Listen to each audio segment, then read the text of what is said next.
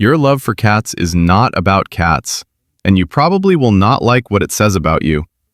Think about this. You come home, close the door, and only then you finally breathe out.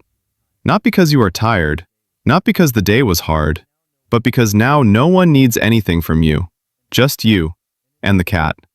And in this moment, for some reason, life finally feels quiet. That is not random. Cats do not obey. They do not try to please. They do not perform love.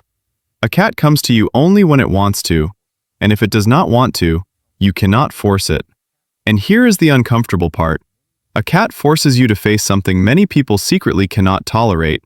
You are not in control of being loved. People who hate this usually do not like cats. They prefer dogs. Dogs are predictable. Dogs are emotionally available. Dogs give you affection on schedule. Cats do not. And people who truly love cats are usually very different. They are often strangely comfortable with distance that does not mean rejection.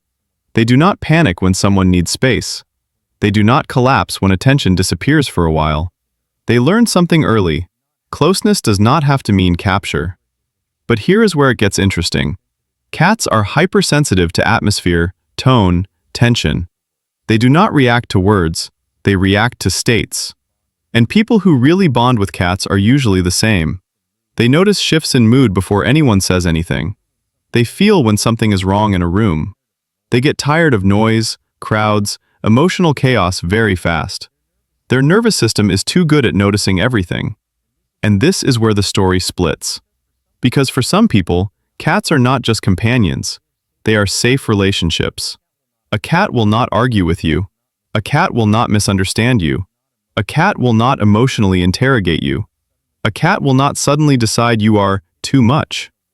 If you grew up in a world where closeness was unpredictable, conditional, or dangerous, a cat feels perfect. Connection without pressure. Presence without performance.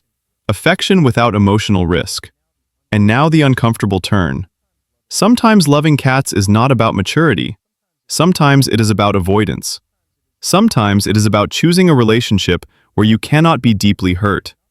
Not because you do not want people, but because people once hurt too much.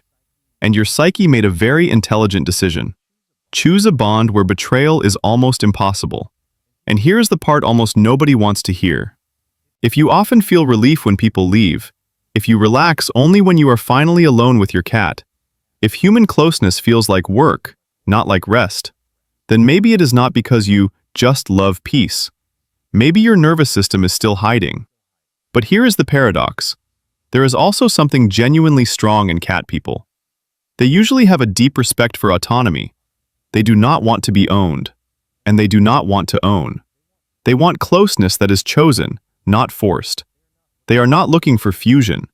They are looking for two separate worlds that decide to sit next to each other, quietly, without pressure. And that can be emotional maturity, or it can be a very elegant survival strategy. Sometimes it is impossible to tell where one ends and the other begins.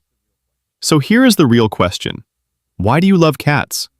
Is it because you truly respect independence? Or because distance feels safer than closeness? Are cats your choice or your shelter? Write in the comments, what do cats give you? Peace, freedom, or protection from people? Because sometimes we do not choose our favorite creatures.